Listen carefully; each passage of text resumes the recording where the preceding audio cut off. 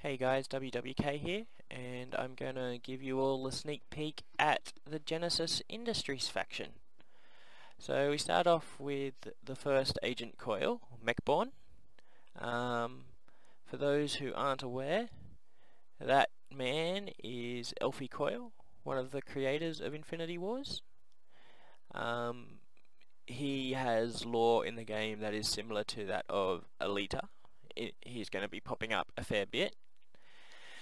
So, Agent Coil tends to have some sort of ability, and then the ability to pay 10 and then transform into a dragon. So, this one is a 3/3 for 2, and you can pay 2 to exhaust him to give him +2/+2, and then you pay 10 and he transforms into a 15/15 flying unstoppable dragon. Now, the wording on that is a bit unclear. Basically, you pay 10 to turn him into a flying unstoppable dragon and give him +15/+15. So all the buffing that you do beforehand will carry over to his dragon form. Having said that, it's not really that much of a powerful card. It's very slow, and that is a problem that we'll find a lot with Genesis. I mean, even if you just played him on turn 9 for 2 and then used 10 resources to turn him into a dragon, you've still paid 12 and spent 2 turns just getting that dragon onto the field. Airborne Scientist, 2/2 flyer for 2, pretty decent. I think they set the baseline for flying in Genesis. They've got the most flyers. Alita, the Immortal Tinkerer, and just a little side note, I see way too many people call her the Immortal Thinker. It's kind of irritating. Please don't do that. So, all Alitas have the same first ability. If she's in the graveyard for 6 consecutive turns, she comes back into play into support. If you see her come back into play on your opponent's side, don't go wasting a kill spell or an exhaust or anything straight away, because she will be exhausted. At the moment, the UI doesn't show creatures in your opponent's zone who are exhausted. I've made that mistake a few times, so just keep that in mind. She can also exhaust to target an artificial character. Target an artificial character and it gets +1/+1 permanently. She's very key to a lot of combo decks. Angelify. This card has come a long way. I think now it might be in the slightly too weak area, but for 6, target creature gets +2/+2 in flying, and then it also gains untouchable for a turn. Originally it was, it's also got 2 purity. Originally it was +2 flying and untouchable permanently for 4 and 1 purity. So it's come a very long way from very broken to probably not underpowered. It's just on the line. I think as one of the big splashy cards of Genesis, it should be allowed to be a little bit more powerful. But it's a very solid card, very good. Anti-air missile.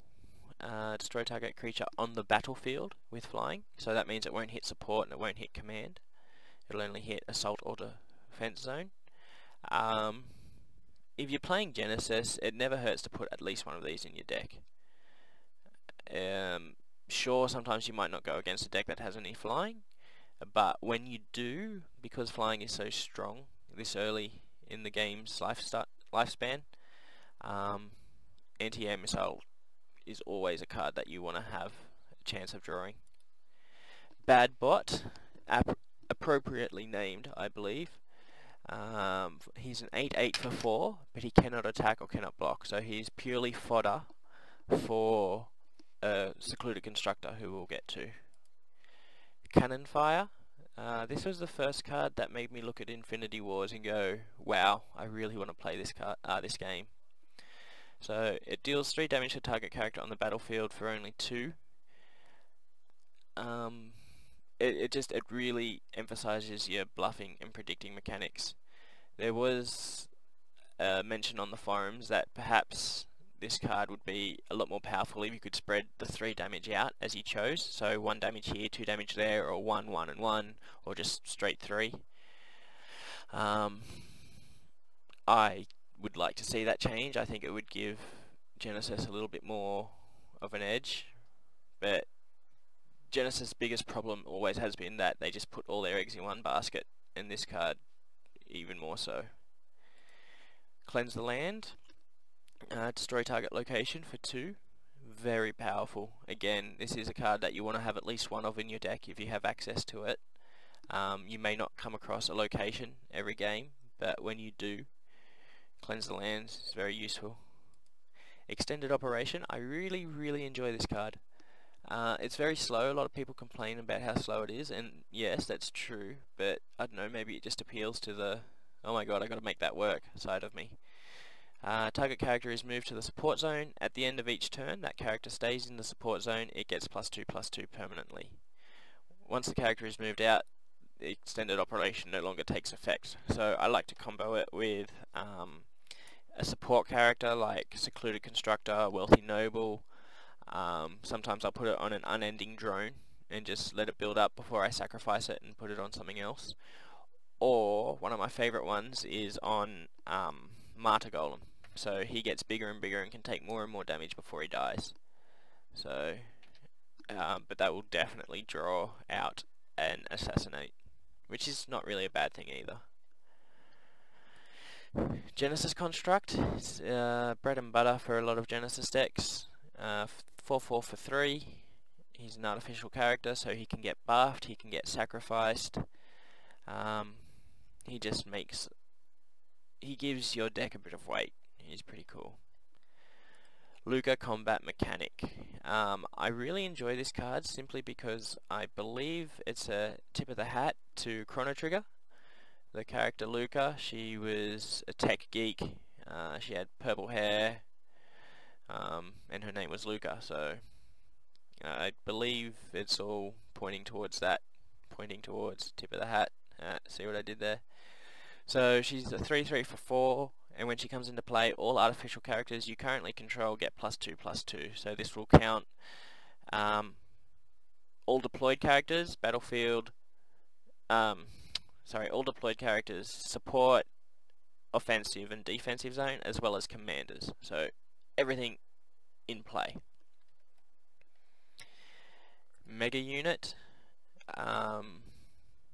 This is an interesting card. So it's a 14/14 for 10, which makes him, yeah, we'll get there. So you can pay 4 and choose any human character that you control. That becomes the pilot and is removed from the game. It can only attack, block, or use its abilities if it has a pilot, and when it's destroyed, the pilot comes back into play. So it's a good if you want to save a creature for a mass death or something, that's good. And then you can pay 3 and deal 3 damage to any character on the battlefield, and that doesn't exhaust to use that. So if you have 9 resources, you can just blanket the field, boom boom boom. It's quite good. However, I'm finding you don't really get to use it all that often because it will just draw hate straight away, and it's not really something that you want in your hand because it costs 10 to play, and then it will cost another turn to put a pilot into it, and then you get to attack. So yeah, I don't know, in theory it's good, but it's just too slow. Orion Master Architect. I don't know. I was really excited about Genesis before the game came out, and this is a card that I really wanted to get into. He's a 2/4 for 4, and he can exhaust and remove any card and pay resources equal to that card's cost from the graveyard. Then you put an XX artificial character, where X is that card's cost. So if, say, I had a Cleanse the Land in my graveyard, I can exhaust him, pay 2, get a 2/2 mechanical unit. If I had Luca, who's a human, I could exhaust Orion, remove her from the game, pay 4, get a 4/4 construct. And then if I were to get my Mega Unit, remove him from the game, pay 10, get a 10/10 construct. So you know, you're getting extra use out of all of your cards. Again, it was just too slow. It's also good because you get more artificial units to sacrifice to your Secluded Constructor, who we'll have a quick look at, because Secluded Constructor is the key to every Genesis deck. This is why they're so weak. They're so reliant on this one flimsy character. So it's a 0/3 for 1. Pay 1 and sacrifice a deployed artificial character, so you can't sacrifice a character in command. And another character will gain that creature's power and remaining health, as well as an additional +1/+1. So yeah, Genesis relies on having a lot of artificial units in play, and something that it can buff up. And then because there's just so much removal in this game, it tends to not work. Overloaded Soldier, pay 2, it gets +1/+1 permanently. It's a decent ability because it doesn't exhaust, unlike Agent Coil, who exhausts to use his ability. But he costs 4 and he's a 1/1, so yeah. Again, powerful effect, just too slow. The Dragon Project, I know a lot of people before Alpha came out were really excited about this card. Pay 4 to exhaust, it becomes 35% complete. When it's 100% complete, you create a 15/15 flying unstoppable dragon. Costs 3 to play in the first place, so for an investment of 17 resources and at least 4 turns, you get a 15 flying dragon who is more than likely your opponent has been saving up removal to get rid of.